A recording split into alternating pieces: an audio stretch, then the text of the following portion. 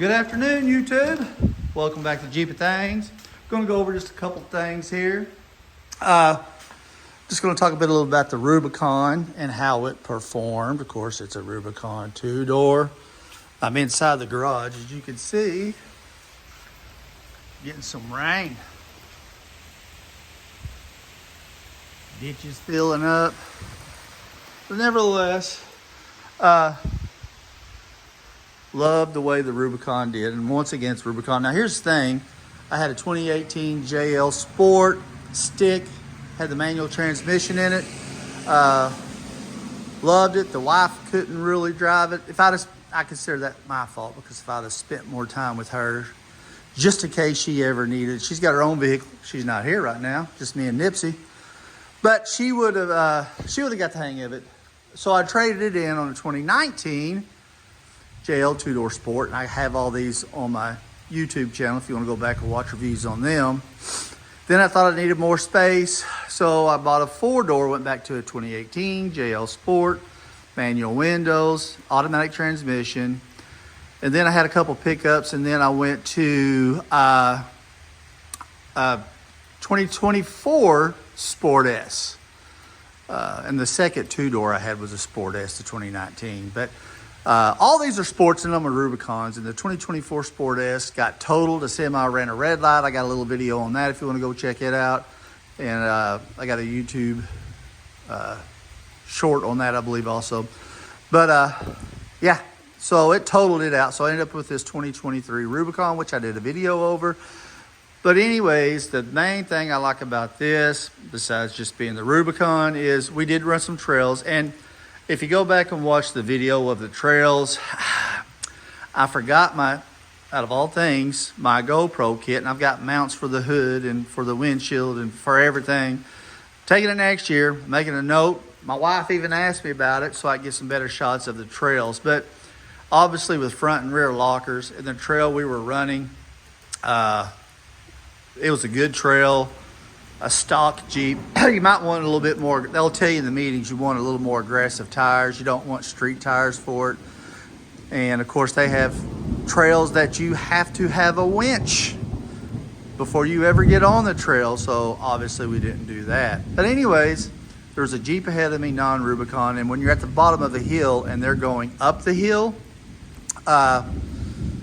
you wait for them. So I was waiting, and it's probably softball-sized rocks in places. There's some larger rocks, and you're at a pretty good angle when you're going up.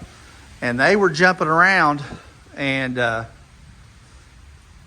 spinning, so I locked my rear locker, made it fine. There was one hill I did lock the front and rear locker. I don't even know if I would have had to have done that. The one thing I did notice when I run this trail, this is our fourth year. When I run the trails, I put it in 4-low, manual, second gear, go. Being that the Rubicon has a 4-to-1 rock crawl ratio and it's got 410 gears, I found out that I put it in 4-low, and I found out that I would need to run in third or fourth gear because it's geared so low. But man, loved it. The number one feature I loved about this Jeep, being a Rubicon, was a sway bar disconnect. If you've ever ran trails, you're constantly doing this, back and forth, back and forth, back and forth. You unlock that sway bar, do your sway bar disconnect, and man, was it smooth. I mean, there was a section where you go through a little field before you get back into the woods, into the hills, and I put it in 4 high, and I was doing about 15. Then I slowed down before we got on the trail, and I put the sway bar, I reconnected the sway bar, and it was this right here. And I never noticed it when the other Jeeps, because I never had a Jeep with sway bar disconnect. But man, that sway bar, Lord willing, I'll have this a while. And Lord willing, in the future, when I do get rid of this, hopefully put a bunch of miles on it, it'll be another Rubicon, or with a sway bar disconnect. Because if you run trails, a world of difference. Okay, I'm going to shut up here. This is going to be a short video. I did some reviews over the things I bought. We're fixing to enter into the man cave / turned into, and the wife's going to make me clean this up. I've got cots, I've got tents, I've got chairs. I've basically junked it up, all right? There's the extra seat. There's the rack that I use. That green tote's full of everything. Just disregard the mess. I got to get it cleaned up. These coolers, you got the Igloo. Got that for like 25 bucks. Then you got the Coleman Party Stacker. I get it. They're cheap. This one was $25, $29. This one, the wife got at the Mission or Goodwill, $5. $5. Between these two, and I get it, they're not expensive. This one sucked. The Igloo would not keep ice. They both sweated profusely.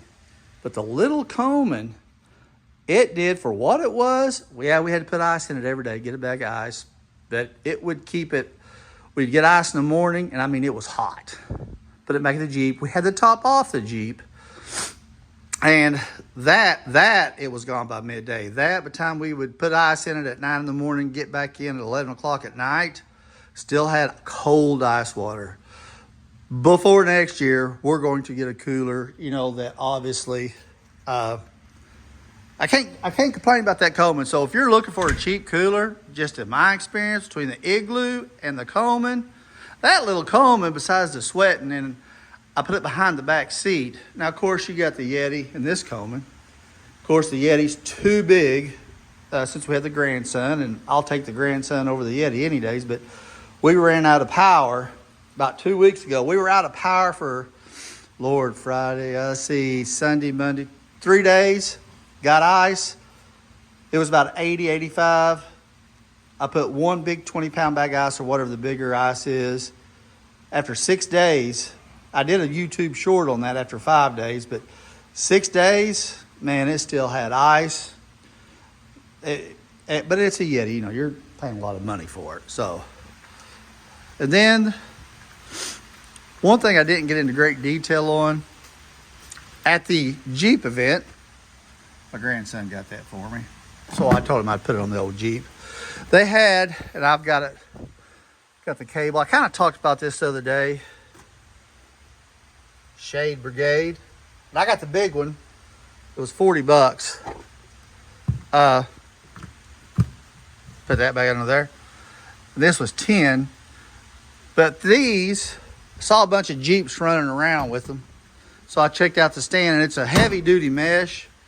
It straps, that strap goes around your tire, just hangs off. And that way, if you go to the creek, which we did every day because it's hot, that creek, I'm telling you something, that creek felt good. Throw your shoes, because we'd go to the bathhouse and change, throw your wet clothes in there, whatever you want to put in it. Then when it gets dirty, you just spray it off. I've got it back here. Just wrapped around this. That way, if I do need extra storage, of course, I can put things on my hooks, whatnot. But if I do need extra storage, throw it in there. So, just a little, I don't think I really covered that the other day. Okay, before we sign off, we're going to check our gas mileage for the trip. Yeah, I got my key. So, we had that big bag on the back. That was loaded down. You can go back and look at the other video for that. And we're clocking in at 14,679 miles. Let's start this thing up. Check out the fuel economy, because I haven't driven it since we got back. So, let's see, our tire pressure, 39, that's all pretty close. 21 and a half. Now, that 21 and a half, 21.4, because we're sitting here idling, that is just the life of the vehicle. And what I mean by that is when we ran the trails, I was in 4-low. The trail we ran, and they've got it marked, was an 8-mile trail. So you're in 4-low for 8 miles, going up and down hills, etc. And it got it down to about 16.2, and it built it back up to 21.4. Now, I did do a reset, 23.1.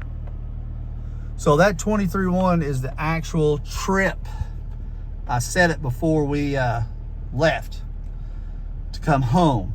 So that's your actual trip mileage, and then overall 21.4. That's just your everyday commute. So just give you a general idea. Anyhow, I hope y'all have a blessed, fantastic day. I'm fixing to skedaddle out of here, and we will holler at you all later. Thank you so much. Hey, one more thing before we head out of here. If anybody has any suggestions on hard coolers, I know the Yeti's run 250. I've been looking at other coolers. I mean, I love my big Yeti. But if anybody knows of the size coolers I showed you earlier in the video, decent priced, hard coolers that won't sweat that you guys may have used, just drop it in the comments. Let me know, and I'll check them out. Something that'll fit behind that back seat. And like I said, you saw what size of coolers I showed earlier in the video. Appreciate each and every one of you. Thank you so much.